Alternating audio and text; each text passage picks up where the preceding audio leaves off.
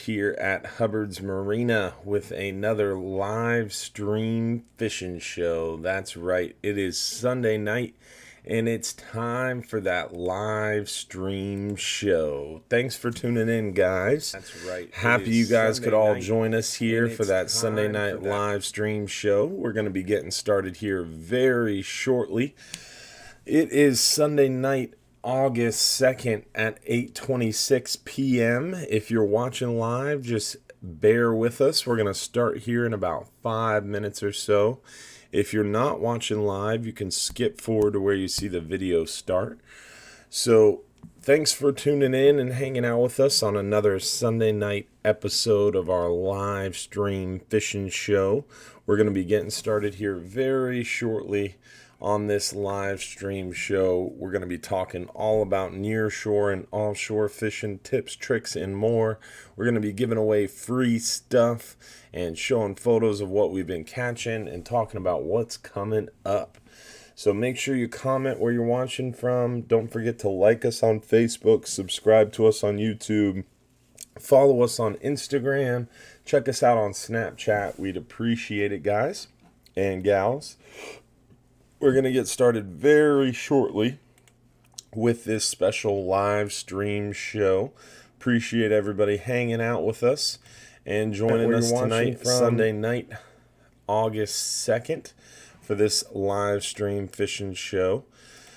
Very shortly, we'll get rolling here. While you wait, don't forget to, again, comment where you're watching from. In order to be eligible to win those free fishing trips tonight, you do have to comment at least one time on the Hubbard's Marina Facebook video. That's how you get eligible to win. So make sure you comment at least one time on the Hubbard's Marina Facebook page to be eligible to win. That's what's going to make it possible for us to choose your name as one of the lucky winners tonight. Win those free. So make sure to comment one time on the Hubbard's Marina Facebook video. And then also, guys, don't forget as well to subscribe on YouTube. Like 70% of the people who watch our show are not subscribed. So help us out. Let's change that number, get it down a little lower for you. Hopefully you guys have some questions tonight. If you have a question, that phone number in the upper right-hand corner of the screen, that is the lucky number, 727-393-1947. That's not only the number that you use to reach us to make your reservations and to talk about fishing. That's also the number you use during the show tonight to text in your questions. So if you have a question you want answered live during the show, you got to text us at that phone number in the upper right-hand corner. Again, that's 727-393-1947. It doesn't matter if you're watching on the Hubbard's Marina Facebook page, the Captain Dylan Hubbard Facebook page, the Smokey and Dusty Show Facebook page, or on YouTube. You can text that phone number in the upper right-hand corner to get your question answered live during the show. So make sure to text us at that phone number in the upper right-hand corner if you have a question you want answered live. In order to be eligible to win, again, you got to comment at least one time on our Hubbard's Marina Facebook video. So you got to go to facebook.com, navigate to the Hubbard's Marina page, give it a like, and then comment one time on the video. That's what makes you eligible to win some of the free trips. We're going to give away a 5-hour half day for 2 guests. We're going to give away a 10-hour all day for 2 guests. And if we get over 400 live viewers, we're also going to give away a free 39-hour fishing trip for 1 guest. If we have less than 400 live viewers, we're going to give away a half-price 39-hour trip. And you do have to be watching the entire show live in order to be eligible to win. So make sure you hang out with us and watch the entire show to be able to win some free trips. And if you got a question, if you want to shoot out a topic, go ahead and text that phone number in the upper right-hand corner. Hopefully you guys got your drinks ready. your snack ready, because we are just about ready to get rolling here on this live stream show. But before we start, make sure you share this video with your favorite fishing group. Make sure you tell your friends, call your buddies, and let's get this viewership up. Right now we're sitting at about 250 or so live viewers between Facebook and YouTube. We need about 150 more in order to be able to give away that free 39-hour trip. So make sure you text your friend, share it on your Facebook page, start a watch party, whatever you want to do. Share this video around, guys. I would really, really appreciate it. And I want to give away a free 39-hour trip, so we need a few more people to watch. Right now we're sitting at about 260 live viewers now between 270 live viewers now between Facebook and YouTube. So keep on sharing it, keep on telling your friends, and we'll get up there to 400 live viewers. We'll be able to give away a free 39-hour fishing adventure with us here at Hubbard's Marina. And with that, I think it's about time to get started. Thanks for tuning in, guys. Again, Captain Dylan Hubbard here at Hubbard's Marina. Hubbard's Marina has been fishing local waters for almost 100 years in 4 family generations. So we are very blessed to do what we love and take guys and gals like you out there to enjoy it with us. And the fishing's been really good lately. We just came off of red snapper season. Now we have amberjack season starting. We have plenty of other fish to go catch, so we're looking forward to a great rest of the year. Got some good, exceptional weather coming up this week. Tomorrow's still a little bumpy offshore, but it's calming down fast, and it looks really nice through the remainder of this week. So looking forward to some great weather, some incredible fishing, and good times with you guys out on the water. And let's show you what we've been catching inshore. We always like to start it inshore, show you what's been going on, and then we'll work our way offshore and talk a little bit about what we've been seeing offshore as far as our long-range trips, like our 12-hour extreme trip, our 39-hour trip, and what they've been catching. So let's see if we can get these photos pulled up here, and we'll get rocking on this show. Let's see if it's going to cooperate with me. Of course, it always cooperates before the show starts, but then once we go live, it likes to be tricky. Hurry up and wait for those photos. So while we wait for that, we will talk a little bit about what's going on now. Like I mentioned, we just came off of our red snapper season. Our last red snapper trip of the year just got to the dock this actually technically early this morning, but really last night at around 11:15ish, that special 38-hour trip came back to the dock. They had a huge pile of red snapper, some really nice grouper, and plenty of other species as well. They had a great trip, and we're looking forward to many more of those great long-range trips as we get into August. Now we've gone from super busy red snapper trips to almost nobody on the boat. So we were carrying 45, 50 people on every 39-hour trip, 3 days a week in June and July. Now we've gone down to 1, maybe 2 39-hour trips a week. And this upcoming 39-hour trip Tuesday only has 23 people on it. Super light load, so less than half of what we were carrying all month of June and July in August. And everything is still open except for red snapper, and amberjack opened back up. So you can literally catch the same number of fish, even more really, because amberjack are bigger fish, and less than half the number of people on the boat. So tons of super light loads coming up in August. There's a couple 39-hour trips with only like just over 24 people. In the month of August, we've got this Tuesday trip coming up, around 24 people. Friday, August 7th, around 24 people. August 11th, just a few more than a dozen. Super light load. That trip's definitely going to go. We'll get a few more. We'll make it happen. But I mean, just barely scraping by being able to go. That's how light the loads are right now. Even Friday, August 21st, only has 17 people on it right now. So incredibly light loads on the boat. We go from super crazy busy to August 1st rolling around and the numbers just fall off. And that happens every year because August, the kids are going back to school. Parents are starting to change gears. The summer vacations come to a screeching halt as the reality of the new school year sets in. So, every year we see this. It's nothing new. I'm not complaining, but I'm just letting you guys know that this is a great opportunity to get out on the water and take advantage of those light loads and plenty of space on board and more one-on-one help from our captains and crew because they have more time on their hands now that we've slowed down. Appreciate everybody sending the stars. We started strong tonight with the stars on Facebook. Justin Bendis, Patrick, really appreciate y'all both sending 100 stars.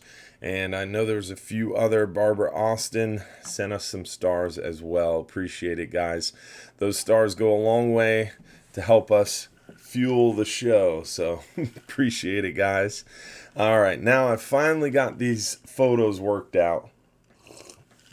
We'll get into those photos. So our first photo, the mangrove snapper. Inshore fishing around docks, bridges, piers, jetties. The mangrove snapper fishing has been incredibly hot. Inshore, they're not quite as big as we see them offshore, but they are definitely biting incredibly well right now. So lots of good mangrove snapper fishing around the entire area.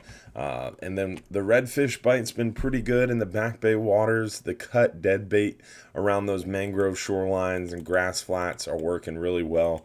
These guys were catching most of these redfish on cut dead pinfish. Redfish are loving those cut pinfish around the grass flats and mangrove shorelines. Richard, appreciate the stars, and I know you told me personally how to pronounce your last name last time I saw you on the dock, and it just escapes me, but I apologize, man. But I appreciate you sending the stars. The snook action is going really well in any local pass. This is a pass just south of us. This isn't necessarily John's Pass. Not all these photos are in John's Pass, but the snook are thick, whether it's Paso Grill, Clearwater Pass, John's Pass. The snook bite is going really well in pretty much any local pass at night. They are loaded down and very, very hungry. Been catching a lot of those snook on the hard baits like the lipped plugs, the suspended twitch baits. I really like the Miro Lure Mirodine XLs. They work well. The soft plastics like the DOA shrimp, the Salt Strong paddle tails. There's a bunch of different options for you for those snook, and they're biting so well. They're just about taking anything and everything you cast out there, whether it's a soft plastic, a hard twitch bait, a flare hawk jig, or if you're free lining a pass crab or live shrimp or a grass grunt or pigfish. They are annihilating your baits right now. At night, they're feeding actively on the surface. During the day, they're feeding more actively towards the bottom. In my opinion, I think nighttime around the pass is the best place to target those snook in the summertime. But during the day, you can find them out on the beach. You can find them on the grass flats. You can find them almost anywhere, biting almost anything this time of year. You just got to find when they're chewing best, and that has a lot to do with the tide and the bait the bait availability. And I like using that Salt Strong product. The smartfishingtides.com is right on our website. It's a really, really cool product and a really, really cool tool to use if you're an inshore fisherman Or if you're like me and you prefer offshore fishing, but inshore fishing will do when you don't have time to get offshore or something's going on, the weather's bad. On our weather links page, you can find our weather links page under the fishing trips fishing trips tab. Scroll down to the weather links. You can click that. It'll bring you to the weather links page. If you scroll down the weather links page, there's the tides and salooner information section. That is what takes you to the Smart Fishing Tides website. This is a Salt Strong product. You can zoom out and you can pick any tide section anywhere. If you're in New York, if you're in South Carolina, North Carolina, if you're in Texas, it doesn't matter. They have something for you. But for me locally, I always like my home port, John's Pass. That's what I pretty much look at only and exclusively, because it's pretty much the only place I fish. But it gives you a calendar. It tells you 1 out of 10 score. Let me zoom in a little bit so you can see that.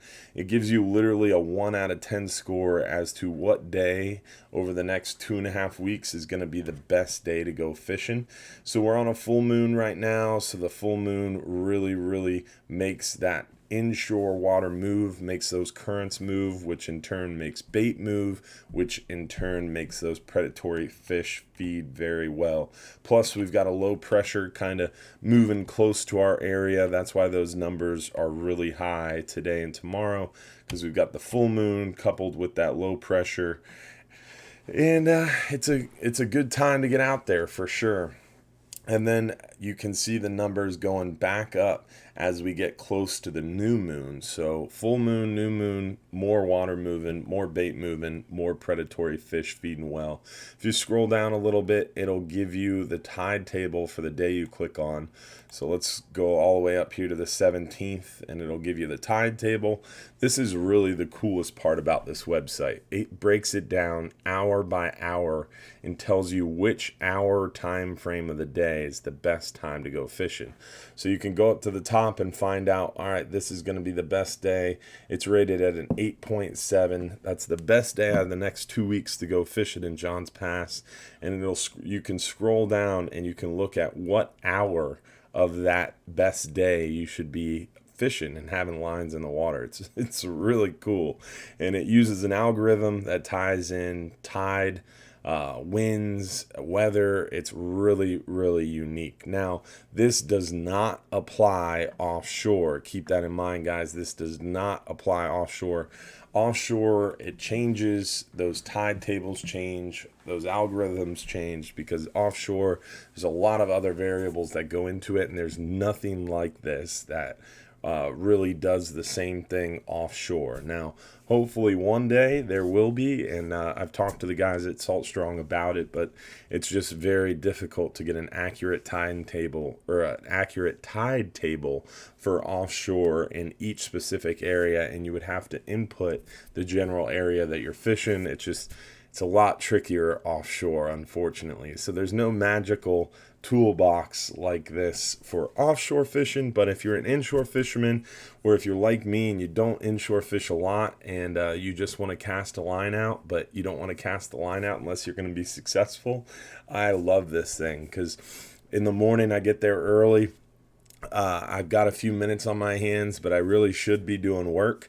I check this website, and if there's a 7, 8, or 9, no work is getting done. I'm going to go cast a lure or two. But if it's like a 3, 4, or 5, yeah, I'm going to go inside the office and get some work done before people start showing up. So always funny, but it's a great tool to use. Don't get me wrong. All right, let's show you. I got way distracted there. Sorry about that. Let's show you what we're catching near shore and offshore. So some great photos to show you as we wrapped up red snapper season. The pelagics heated up. Our buddy Drago, one of our Regulars Club guests, pulled in a big old wahoo and a big fat, big beautiful blackfin tuna on our recent 39-hour fishing trip. Really appreciate all the stars Richard and Sherry and Randy. Really appreciate all your support, guys. But as I was saying, Drago caught this nice wahoo and blackfin tuna on a recent 39-hour.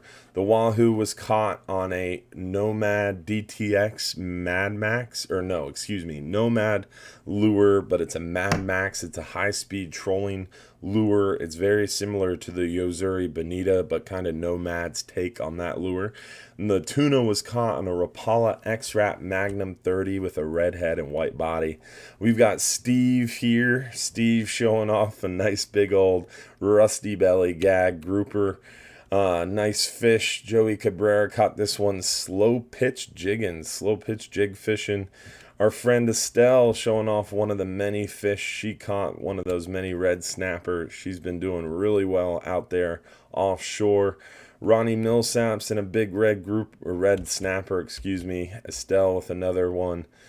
Nice one there. Joe Carney, big black, big old gag grouper, black grouper as many people call it, but it's truly a gag.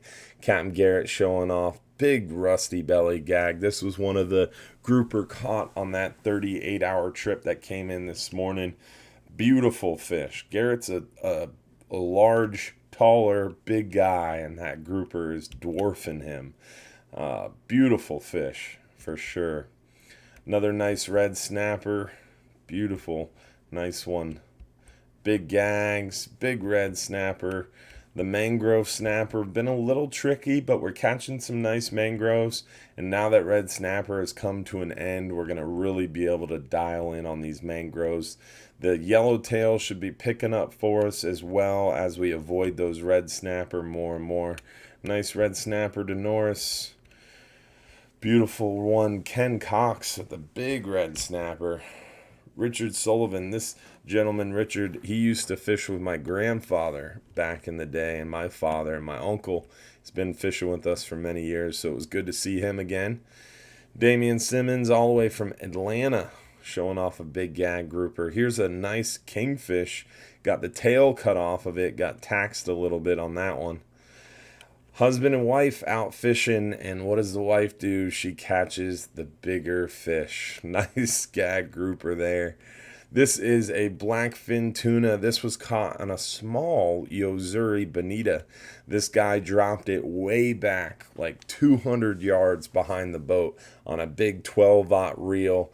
Put that big Yozuri Bonita, the general size is like, it's almost a 10-12 inch lure. It's a big lure. So he was using a smaller version of that Yozuri Bonita. He dropped it way back, like 250 yards behind the boat, way behind any other lure. And he went up on the bow of the boat and took a little nap, and he got woke up by someone saying his rod's going crazy. He ran back there, and it took him forever to reel this blackfin tuna in. Todd in the white shirt to the right helped out and chipped in to help land it. His buddy in the back in the hat helped to land it as well. They were doing the wicked tuna method of pulling some line in and cranking. Boat is moving. We do not slow down to reel in those pelagic species, so that's why it's so important to have a big reel.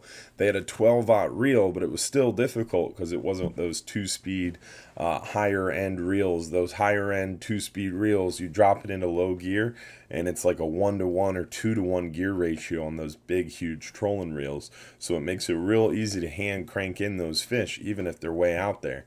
One of those 12-aught reels is probably more like a 3-to-1 or 2.5-to-1, and it's difficult to reel in those fish while the boat's still moving. So you really need a 50 wide 2-speed, 80 wide 2-speed, but you can get it done on a single speed reel.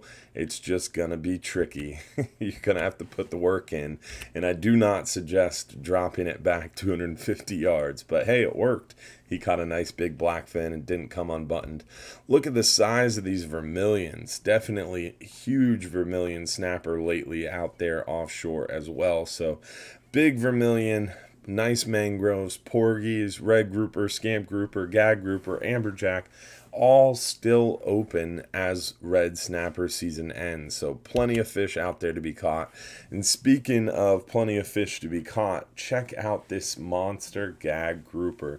This one was 38.9 pounds. It was 46 inches to the tip of the tail. Just monster gag grouper. Charles Vanoy caught here on that 39-hour fishing trip. Beautiful, beautiful gag grouper, and he caught it on a small piece of dead bait. Believe it or not. Believe it or not. More slow pitch jig caught fish. Big, beautiful red snappers. Red snappers have unfortunately come to an end, but we can still appreciate the beauty of the last week of red snapper. Nice big scamp grouper. Now that red snapper season closed and amberjack opened, we're still going to be fishing pretty deep over the course of the coming weeks as we target those amberjack in those deep water springs and wrecks and stuff like that. So these scamp grouper, especially these bigger scamp groupers, are going to be prevalent over the course of the next few months. So definitely pay attention to those scamp grouper when you're out there on a 39-hour trip. Small pinfish, small strips of squid, diamond jigs, those hammered 6-ounce hammer diamond jigs in silver. Great way to bounce along the bottom and get your shot at one of those scamp grouper. Here is Drago and that nice wahoo he caught. That's fresh out of the water. Beautiful fish. Still got the water dripping out of its mouth. Great photo Tammy took. And then this is what Will McClure looked like after a 62-day red snapper season. It only took 32 39-hour trips to break him. After 32 39-hour trips in a row, he now has a hook for a hand. I don't know what led up to this photo. I have no idea what's going on, but this came in the group of photos that I got from our last 39-hour trip, and I just couldn't help but share it. I asked Will to be on the show tonight, and unfortunately he couldn't join me because he was going to pick up his daughter. His daughter's been out of town all month long, essentially, with his mother up in North Carolina, so his wife could enjoy a few days off instead of being a single mother at home while Will's doing all these 39-hour trips. She got a little bit of time. Their daughter got to spend some time with their grandma, and their daughter really misses Will when he's on those 39-hour trips. So long story short, hasn't seen his daughter in a while, and had to go pick her up at the airport. That's why Will couldn't join us for the show tonight, but I'm happy for him. He's getting to spend some time with family after a very long red snapper season. But Will, you didn't join the show tonight, so your embarrassing photo was shown live. All right, so we went through those photos. We talked a little bit about what we've been catching. We talked a little bit about what's coming up. So it is that time in the show where we're going to get into your questions. But before we get into the questions, it is definitely time to give away a free trip. We're going to give away a free 5-hour half day for 2 guests. 5-hour half day for 2 guests. That is $110, or excuse me, now it is $130 value. Absolutely free. $130 value. Absolutely free. Let's see who won a 5-hour half day trip for 2 guests. And the lucky winner is, make sure, again, if you're picked as the lucky winner, make sure you text that phone number in the upper right hand corner with your home address in about 5 minutes or less to prove that you were watching live. So Amy Russell, you are picked as that lucky winner of the 5-hour half day for 2 guests. Amy, make sure you text that phone number in the upper right hand corner of the screen there. Make sure you text us that phone number, your full home address, Amy Russell, to claim that free 5-hour half day for 2 guests. And if you are continuing to watch the show, you never know. Some other lucky winners might be drawn later in the show. We still got a 10-hour all-day trip for 2 guests, and we've got a 39-hour trip for 1 guest coming up as well. Bill Corley, appreciate the stars. Richard, been sending a ton of stars tonight. Really, really appreciate you, buddy. Thank you guys for all the support out there, and congrats, Amy, on that free 5-hour half-day trip for 2 guests. Now, with that, let's get into these questions and see where we're at. I listen to your live shows every Sunday. I go 20 miles out every weekend. I'm using a Penn 6/0 reel with a 100-pound braid and a 130-pound leader. I hold the rod and reel in my hand and put the bait down, and I'm ready to crank, but I'm busting off every single time I catch a fish. Any suggestions how to land these fish that I'm losing every weekend? If you're fishing 20 miles out with a 6/0 and a 130-pound leader, most likely if you're breaking off, you're probably hooking up with either sharks or Goliath grouper in that depth of water. 20 miles out, you're probably less than 80 foot of water, depending on where you're at. I mean, if you're up in Hernando, you're only in 20 foot of water. If you're way, way down south of Naples, it might be a little different. Who knows? Maybe you're on the east coast of Florida. I don't know.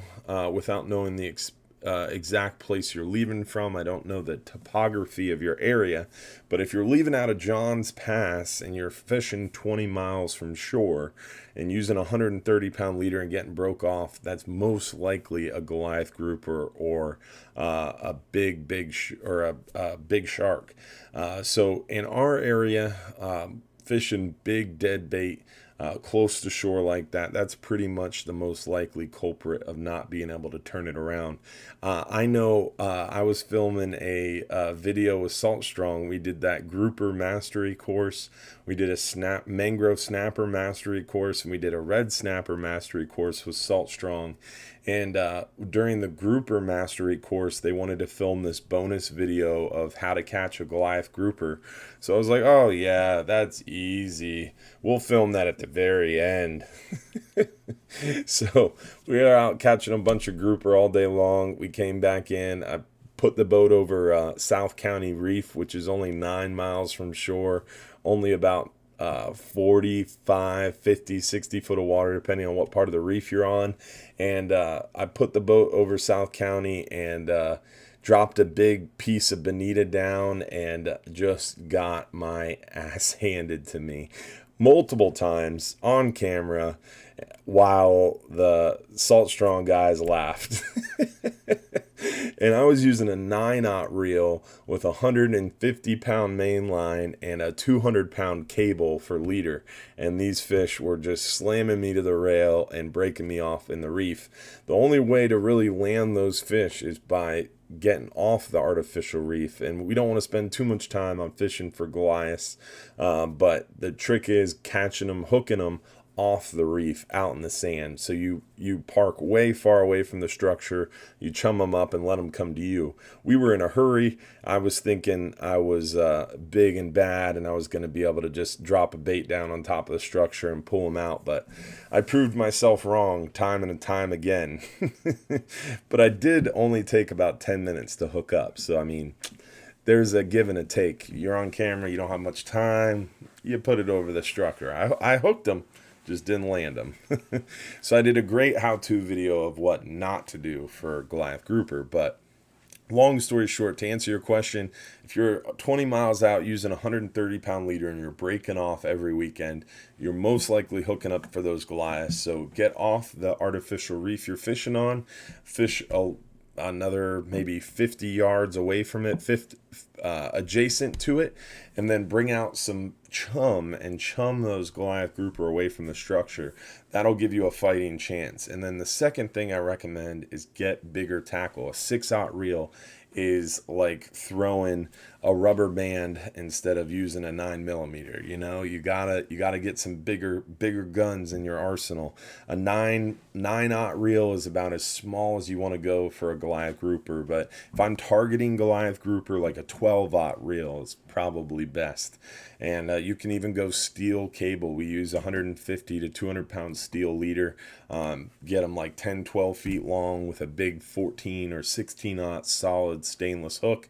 Not stainless, solid steel hook. Something real big and beefy to wrestle up that big old Goliath. That'll help you out a lot. Greg Wynn, appreciate you sending 300 stars. Christine, thank you. Randy, thank you for 500 stars. Randy sent a couple. And Gabe, as always, just throwing down the gauntlet. Really appreciate the 1,000 stars there, Gabe. Let's see, what's next? I have a 1-year-old, and I would like to know if she was allowed on the Sunset Cruise. I have a feeling that wasn't meant for the live show, but I'll answer it anyway. The Sunset Cruise is a free beer and wine Sunset Cruise. It's a lot of fun.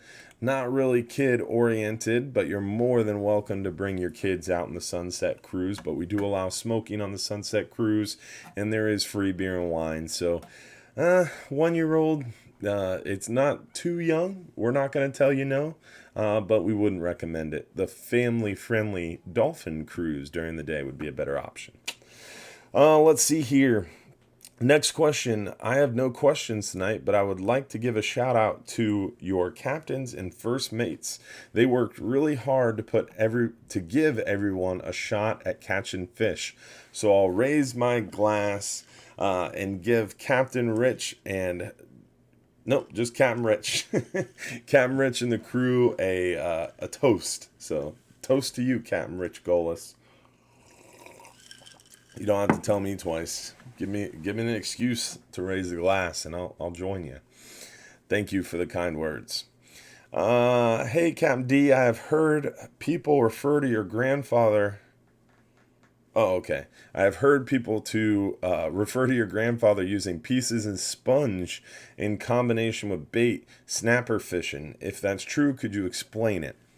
I've heard that too. I think it's one of those old adages. It definitely was an old trick that people use, and people still use it today for targeting hogfish. They use the little sponge trick, but basically a small piece of sponge will hold bait on the hook that tends to fall off easy. So when targeting hogfish with a small piece of shrimp, a little sponge will hold that little piece of shrimp on there, and people will go as far as to dip that sponge in a little bit of shrimp juice. So now you've got a little piece of shrimp held on the hook by a little piece of sponge, and that sponge is then soaked up with a bunch of shrimp juice. So now you've got a really smelly sponge holding that shrimp on the hook. So it basically will lengthen the amount of time that bait is on the hook, prevent that bait from being pulled off the hook too easily, and then if that bait is pulled off the hook, you still have something on the hook attracting the fish. So the sponge method definitely works. I don't know for a fact if that was something my grandfather utilized, but it is definitely something that is practiced and something that would probably work. Have I done it? No. Have I heard about it? Yes, and I've heard it works, and I've seen it work. But it's one of those gimmicks, you know. To me, I like getting out there and I like fishing hard as fast as I can, and small chunks of dead bait work best in my mind to fish as fast as you can, get up quickly, get down quickly, and try to catch as many fish as possible. Now, if the bite's tricky and the fish aren't chewing well, then I might start messing around with some sponge. But for the most part, the goal is to have a really good bite of fish, and then you don't have time to mess around with that kind of stuff. But who knows? It might work. You never know. Thank you, Leslie, for the stars. Greg for the stars. Chris Fink sent 1,500 stars. Really appreciate that, Craig. Chris Fink, that is awesome. And he went ahead and sent more stars too. And Greg Wynn as well. Chris Fink sent 1,500 stars twice. Is that right? Holy moly, that is right. 3,000 stars. That's awesome, man. Thank you very much. I appreciate it, Chris. That is, I think that's a record Chris just set with 3,000 stars in one shot. That's awesome, man. Let's see here. What other questions do we have? Don't forget, guys, I see some questions in the comments. If you have a question, you got to text it to that phone number in the upper right-hand corner for it to get read live during the show. Did you get the motors fixed on the Flying Hub 2 from the Thursday trip? If so, what was wrong with them? Unfortunately, it was just a little sending unit on the motor. Was causing some codes to basically say that the motor was overheating or had a chance of overheating because water wasn't flowing properly through the motors. Took some mechanics, multiple mechanics from Central Marine, and we actually have a national field rep from Yamaha in town right now looking at our boat because they're really impressed with the vessel and its makeup and the uniqueness of the Flying Hub 2 and those Yamaha 425s paired together. So a couple mechanics in a few hours, they were able to diagnose it and switch it out. So that boat was back up and running later that day and was able to run Friday.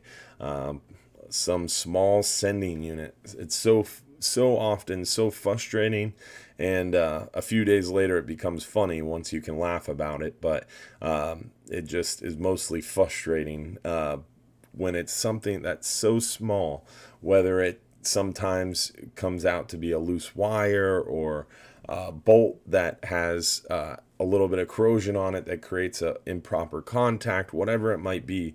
The newer the motors, it seems like every couple years we get these newer high-tech motors, which are great on efficiency and speed and all this other stuff. But the more high-tech the motor becomes, the more computer-controlled parts and the more electronics that are on them, the more unique problems that we have that we've never dealt with before. Like when I was a kid, if a motor was if something was happening with the motor, it was a fuel mixture, it was an oil mixture, it was an injector was bad. It's something that's mechanical that we can fix, we can tear apart, we can diagnose, we can fix. Nowadays, the mechanics come out and they don't bring a tool bag. They don't bring wrenches. They don't bring screwdrivers. They bring a freaking laptop with a plug and they download from the ECU, and then they look at the downloads and they diagnose the motor that way. And then they bring back a part that needs replacing. It's so it's I don't know what to say about it. It can be really frustrating when you have problems, but it can be really great when you're at the fuel dock looking at the efficiency, or when you look at the longevity of the motors and the computer controls and how they can make them last longer. But yeah, it's just like a car. Mechanic doesn't even look at the under the hood anymore. He goes inside and he plugs his computer in under your dashboard, and the computer tells him what the problem is, and then he goes and grabs the part off the shelf and plugs it in, and you drive off. So it's complicated things a little bit. We have to put our tools away at first and grab our computers before we can dive into these motors. But hopefully it'll be good in the long run, right?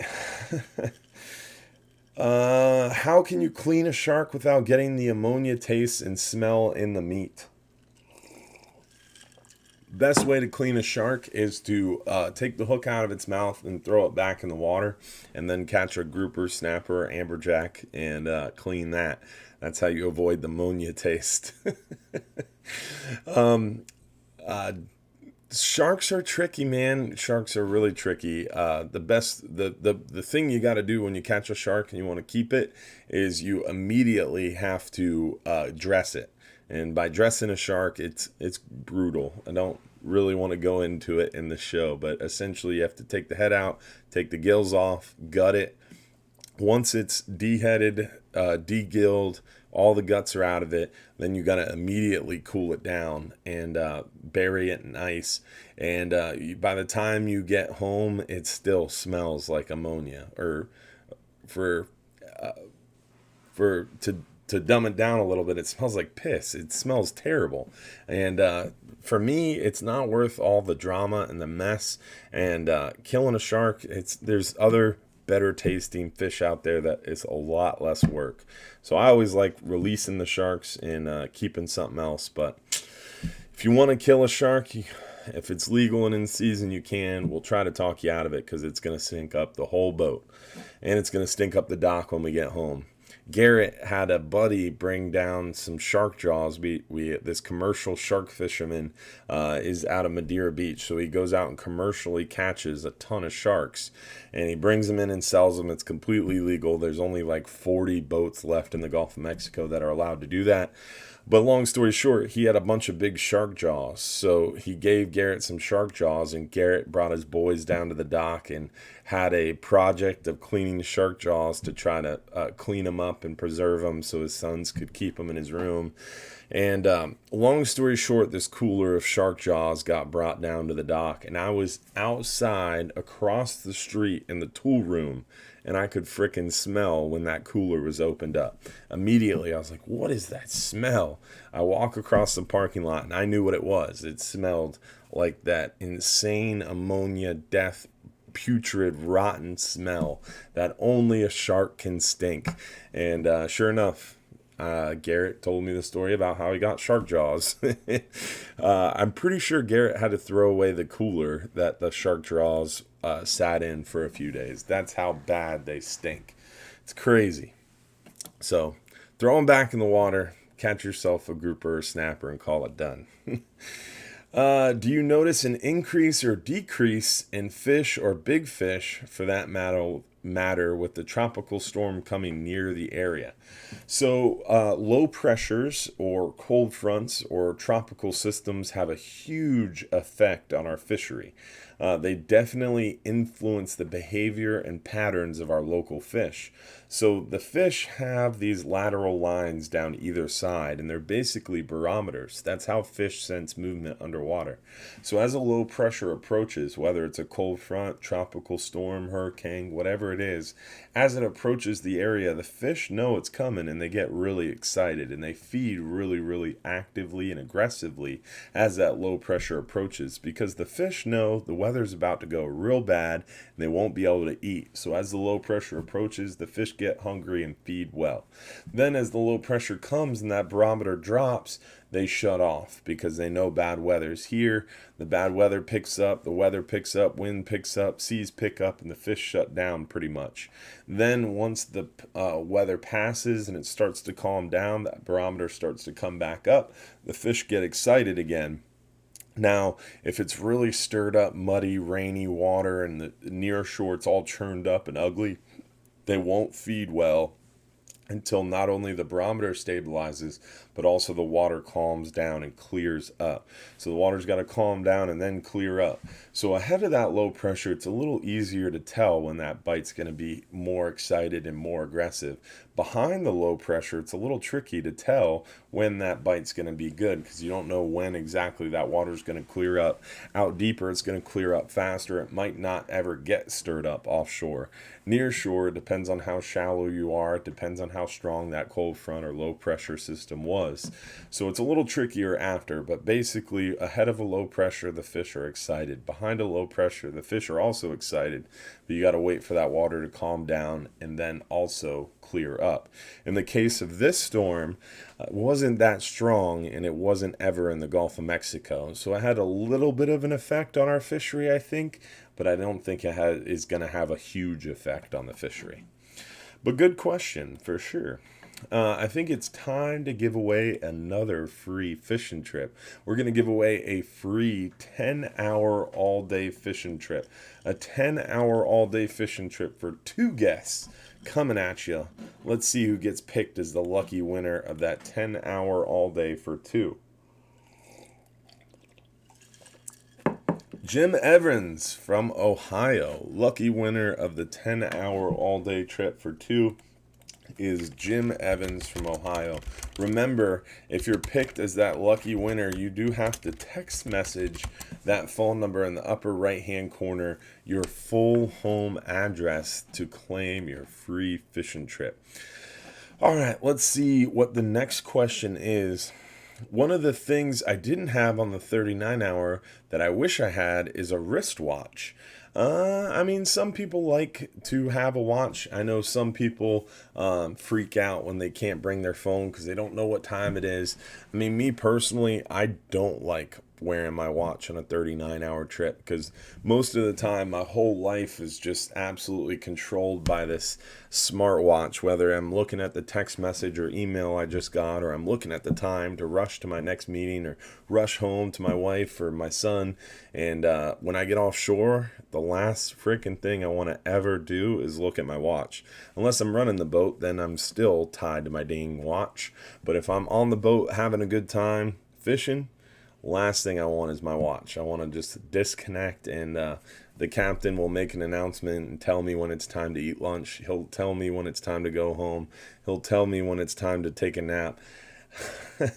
Just turn my brain off, go into autopilot, and focus on fishing. That's me personally. When I go on those trips, I like to relax and disconnect. So I don't like my wristwatch. Some people really, really make a stink about not being able to bring their smartwatch on the boat because they got to know what time it is.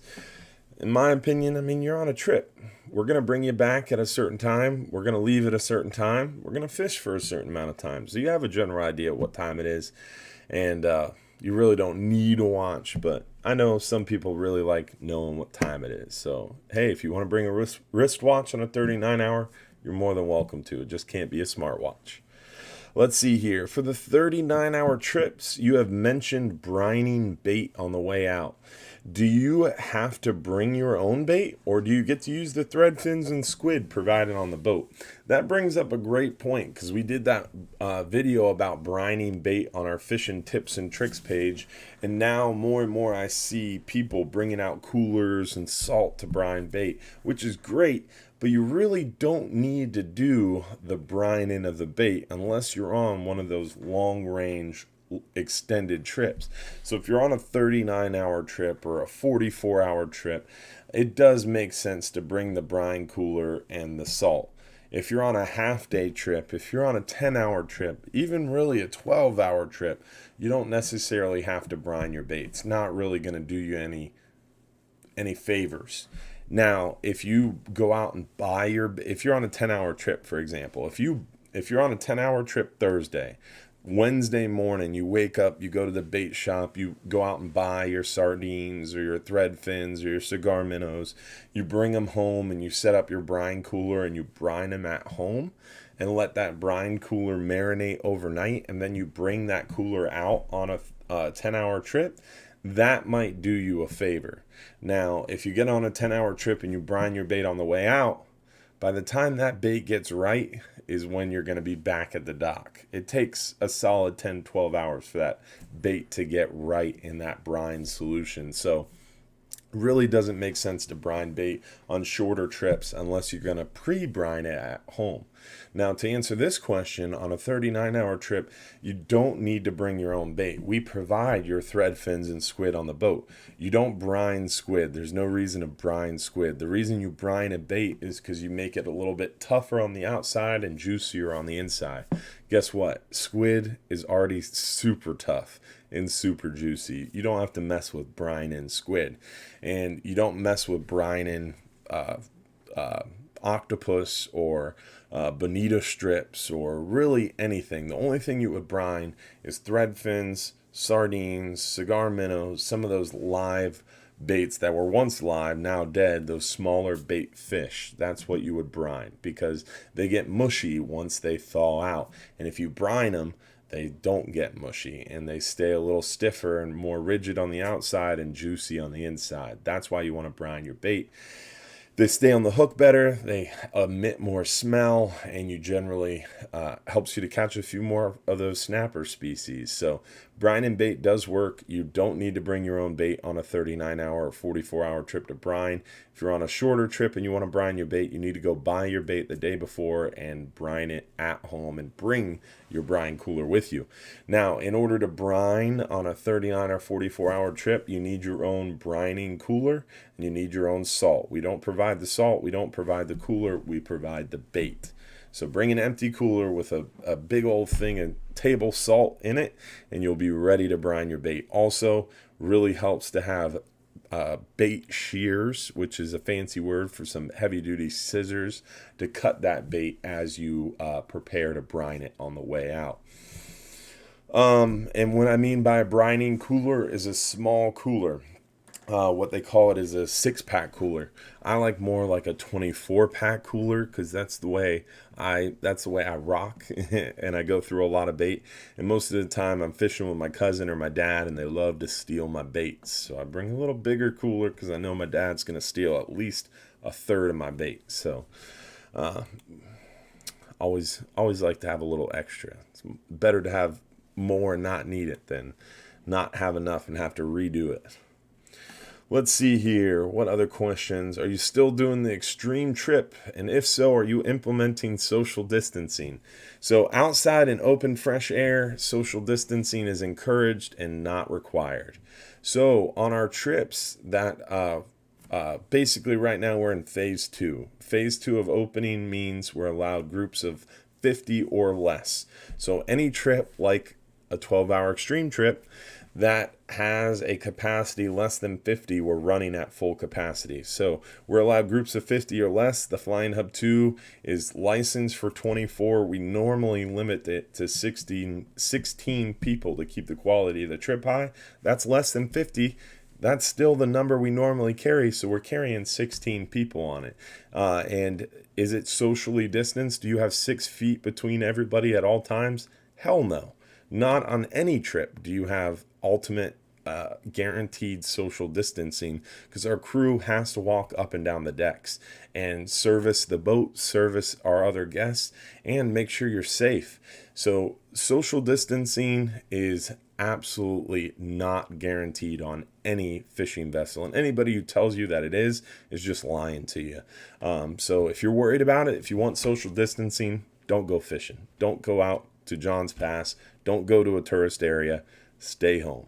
Now, if you want to go outside and open fresh air and have some fun in the sun and catch some fish, come out and see us. We're doing well. The 39-hour trips are going. 12-hour extreme trips are going. All our trips are rocking and rolling, and the fish are coming in.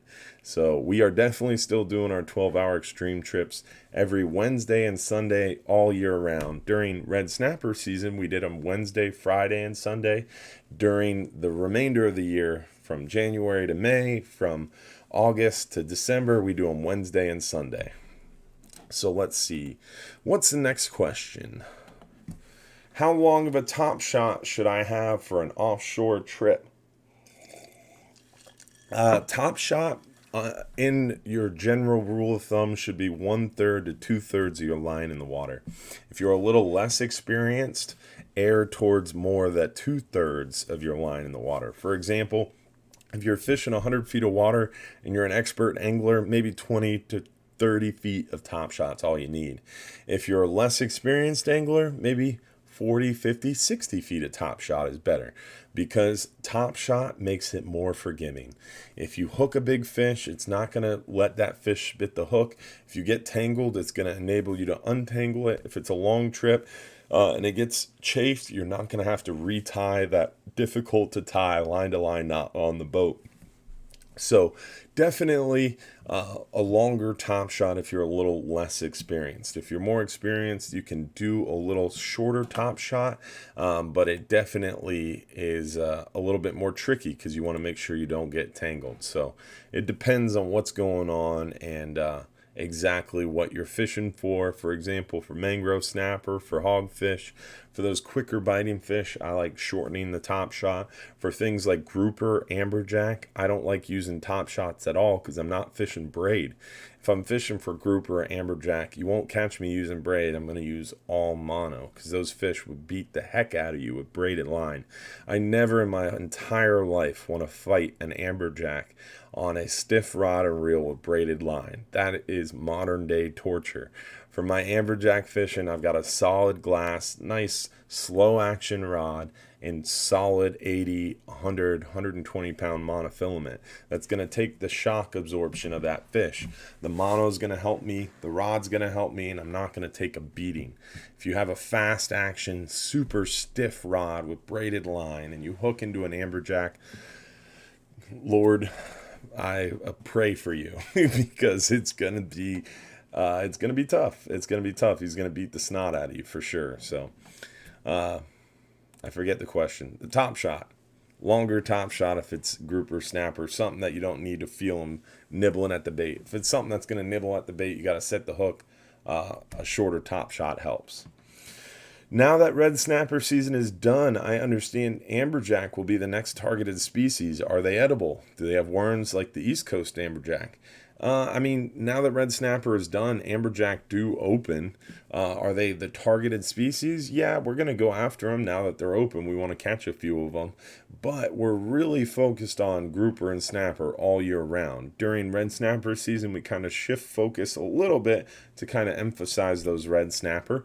And the same thing during amberjack season. We're still targeting grouper and snapper, but we shift focus a little bit. Might hit a wreck a little bit more often, might hit a spring a little bit more often, give us a chance at a keeper jack.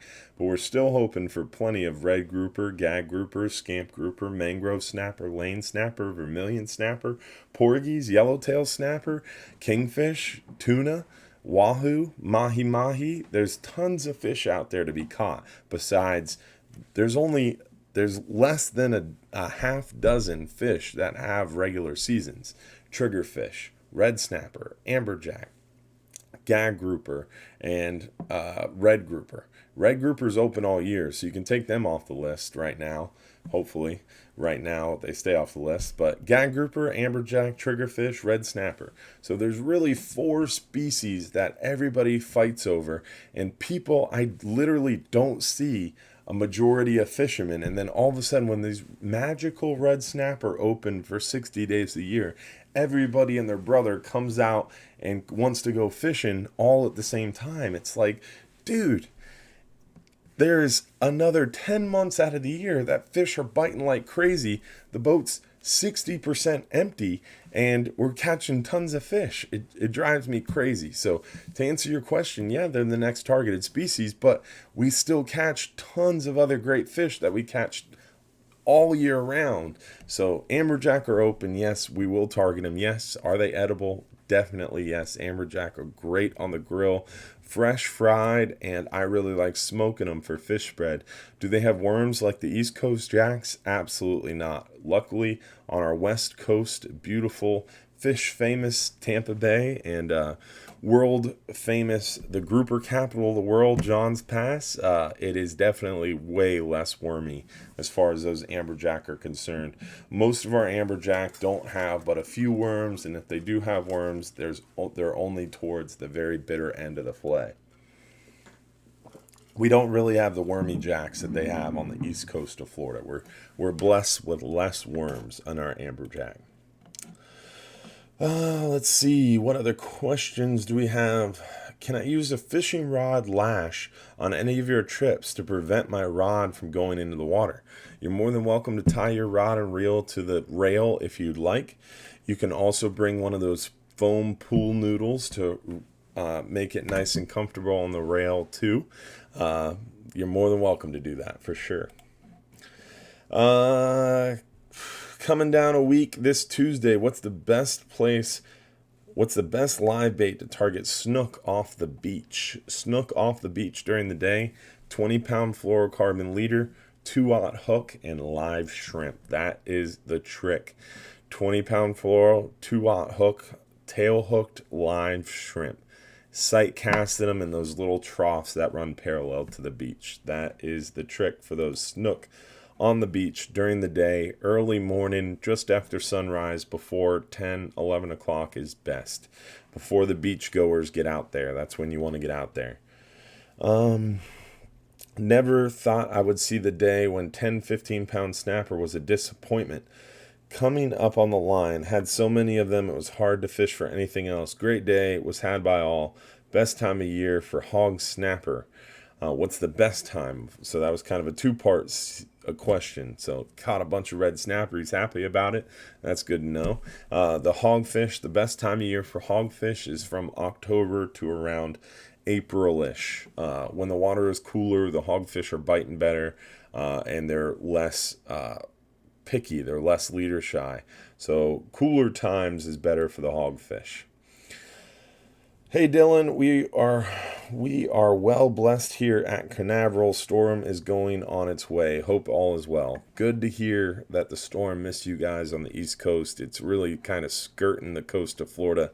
I think it heard that it has to wear masks inside, and it decided not to visit us here in the state of Florida. That was my favorite meme. Saw that meme today. I was laughing. New drinking game. Whenever someone sends stars, you drink. Oh man, you'll drink a lot then, because people have been sending stars like crazy. Jennifer Roberts, if you're drinking every time someone sends stars, let me read the list of those who send stars. David Fox, thanks for sending stars. Anthony Barnes sent some stars. Christine Schrock sent some stars.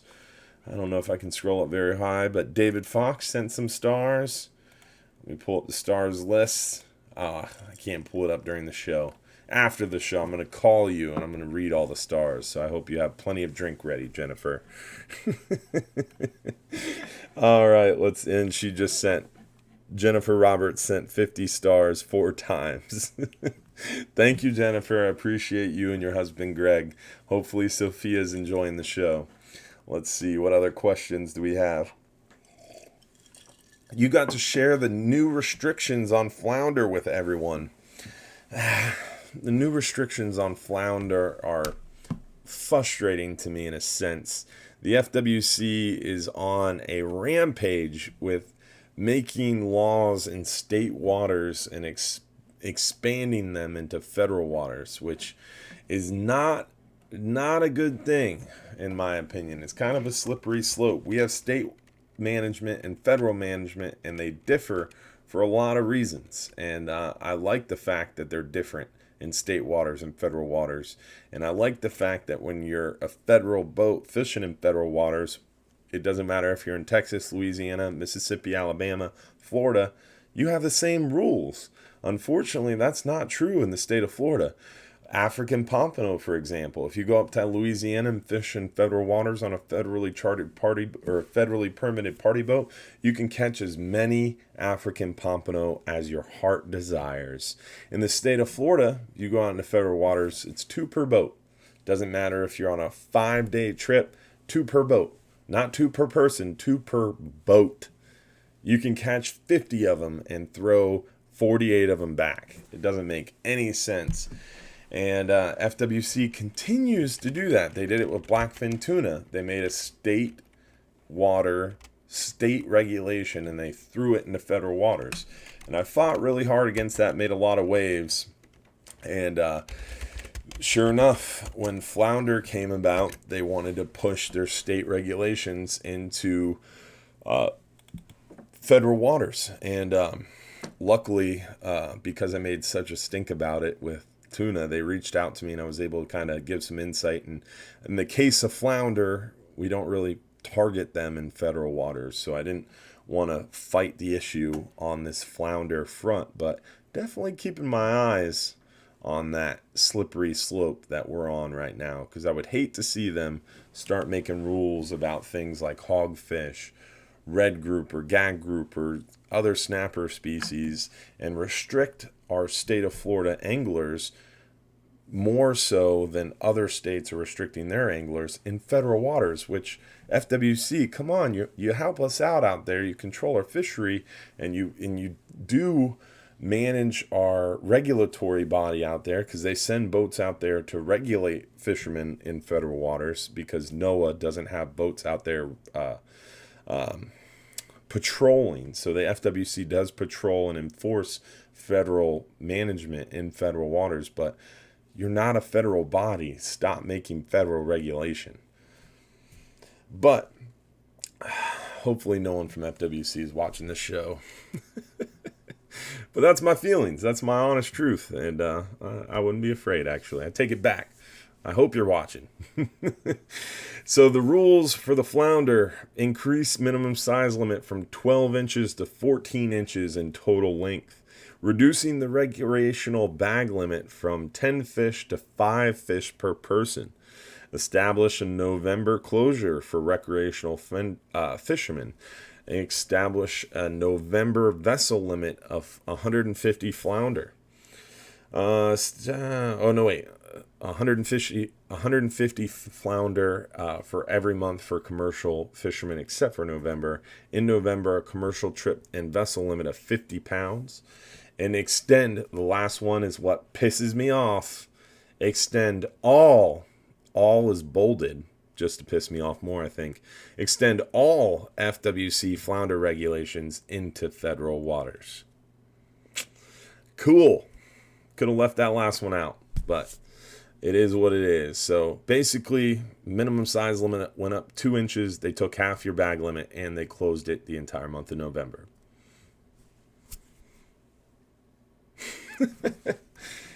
You really had to bring up the whole flounder thing, didn't you? Didn't you? Thanks, Charles Clark. Now I'm pissed.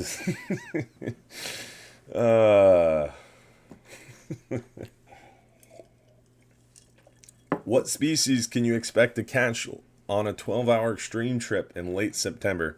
And Greg Roberts and Jennifer Roberts, I saw all the stars you sent there, guys. I really appreciate it after you were messing with me. What species can you expect to catch on a 12-hour extreme in late September, early October? Early October is starts to be that really good time on the gag grouper. Late September, still have a shot at gag grouper too. Amberjack is open August, September, and October, so you have a shot at those. Red grouper's open, scamp grouper's open, mangroves are open. Basically, everything is open in September and October except for red snapper and triggerfish. So you have a lot of different species that you could expect to have a chance at. As far as what you can expect to catch, you never know. It's fishing, it's not catching.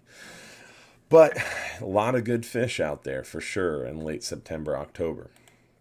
Kind of depends on the weather. If it starts calming down, if hurricane season is over, well, hurricane season isn't over until end of October technically, but once hurricanes slow down, cold fronts start, hurricane season is pretty much over once the cold fronts start.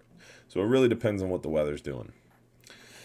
Captain, I want to take my son out fishing. He's turning 7 on the 27th. Is he too young? Absolutely not. Never too young to start fishing. Didn't argue. I talked to my wife the other day about taking my son out fishing, and he's 11 months old. It's never too young to take him out fishing and get him hooked on their tackle box instead of their Xbox. 7 is plenty old enough to do a 5-hour half day, maybe even a 10-hour all day. But if he's new to offshore fishing, start him off on a half day trip. Try a few shorter trips. If he likes it, if he's doing well, if he's handling it, he's got his sea legs, then try a 10-hour trip. If he enjoys that, he handles it well, maybe try a couple of those and then do a 12-hour night. Maybe a couple of those, do a 12-hour extreme. Work your way up. By the time he's 13, he's going to be begging you for a 39-hour trip. So definitely recommend taking your son out fishing. 7 is plenty old. And if he's a little too small to see over the rail, maybe, and not everybody's built like me. So when I was young, I could see over the rail. I could fish easily on a Coast Guard inspected vessel. Because remember, our railing heights are very high. They have to be high per Coast Guard regulation.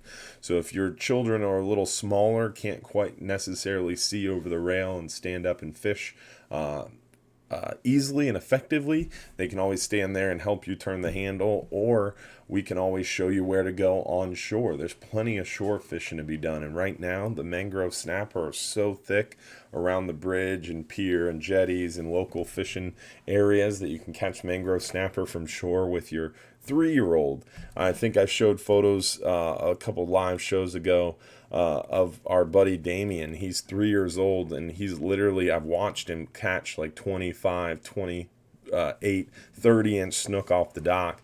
I was able to, I was blessed to be standing there when he hooked this huge snook, just taking drag, and I held the rod for him as he tried to turn the handle, and he didn't have much of a chance. It was a huge snook, but he was so fired up, went and re-rigged and dropped back down, and he's 3 years old, and he's out there catching. He caught a barracuda a few weeks ago. He catches mangrove snapper. He catches snook and redfish with his brother. His brother helps him out a lot. His mom helps him out a lot, but he does really well out there. So there's never such thing as too young to start fishing. Let's see. I am way over time. I'm almost 10 minutes late, so I think it is time to call this a night. I have a ton of questions that I didn't get to. I know I got started a little late on the questions, got off on the rabbit trail when we were looking at photos, so I apologize I didn't get to a ton of questions for you guys, but if you did ask a question that I didn't get to, don't worry. I'm going to go back through the questions after the show ends. Last night, that 38-hour trip came in, like I said, around 11:15. I didn't get home till around 1 a.m. or so, and couldn't really go to bed. Then I got back to the marina at like 5:30, 6 a.m. this morning. Needless to say, I'm like 6 energy drinks down and like 4 Jamesons, and the mixture is not good. So I'm not going to sleep anytime soon. I'll get to all your questions here after the show ends, and I'm going to root through some of these Facebook questions because some of you guys still are asking questions in the comments. You got to ask your questions to that phone number in the upper right hand corner. You guys on YouTube, I love YouTube. YouTube's awesome, and it really, some people have better luck watching on YouTube because apparently Facebook kicks out and is a little choppy, and on Facebook it's or on Facebook it's choppy and kicks people out. On YouTube it's much more steady, so a lot of people like watching on YouTube. But YouTube stinks in the fact that I can't give away free trips because the API doesn't communicate and their API is closed. And then B, it stinks because all the questions from the show are on this live chat thing, and when the show ends, it frickin' disappears. I can't even go back through and answer the questions. But now that I'm looking at some of the comments, it doesn't look like I do want to answer them. Apparently I look really, really drunk. Well, I just explained that I've been up for like 17 hours. But whatever. It is what it is. I hope you enjoyed the show, regardless of how I look. I know I have a face for radio. Appreciate you confirming it. I appreciate you hanging out with me tonight every Sunday night, 8:30 p.m. Hopefully you can join us for next week's show. Again, every Sunday night, 8:30 p.m. Eastern. For 1 hour, we do these live shows. Don't forget about our webcams. They're back up and running. Hopefully some of you were watching the webcams last night as that 38-hour unloaded around 11:15, 11:30. Huge pile of fish. You can see on the webcam all those fish offloading, and I'm working on getting some new webcams. Like every third day, I have a brainstorm on my drive home of how cool it would be to have a webcam here. So Iron Shield Security is gonna be coming back soon to be installing some more webcams for us. So keep your eyes out for that. We're waiting for fiber optic internet to be brought into the marina, and I'm having a dedicated fiber line brought in because I want more webcams. I want more coverage. So we'll see what we can dream up there. Light loads, boats are running really light. Tons of room on the boats right now. 12-hour extremes are running light. 10, 12, 13 people going out instead of sold out trips with 16. Tons of room on the 39-hour trips. We added new 39-hour trips October 23rd and October 27th. New 39-hour trips. So check them all out. Don't forget to like us on Facebook, subscribe on YouTube. And I didn't forget about the free trip, the 39-hour. Everybody cool your jets, hold your horses. Let's see here. It is time to see who won the free 39-hour trip for one guest. Free 39-hour trip for one guest. Let's see who the lucky winner is. Remember, if you're picked as the lucky winner, you have to text that phone number in the upper right hand corner your home address to claim your free trip. Lindsay Wisner from Ohio. Congratulations, Lindsay. Hopefully you and your dad Mark are watching the show together. Shout out to the Wisner family. That's awesome. They've been coming down forever. Lindsay, if you've been on one of our fishing trips in the last year and a half, you've seen Lindsay's artwork. She made Smokey and the guys a bunch of custom tip buckets. Those nice tip buckets that we use with the drawing or with the artwork around them of the boats and the fish, and they're all painted up nice. Lindsay did all that for us. So pretty cool. Glad a long-term returning family got to win a free 39-hour trip. That's pretty awesome. See you guys next week for another episode. Don't forget, if you're too busy to go fishing, you're just too busy. And cheers to you guys for hanging out and joining us. And for those of you asking on YouTube, it's Jameson Black Barrel, and this is, I think, my third one. So no, I'm not hammered, but I'm on my way. Have a good night, guys. Thanks for tuning in. See you next week. We'll see how hammered I get then.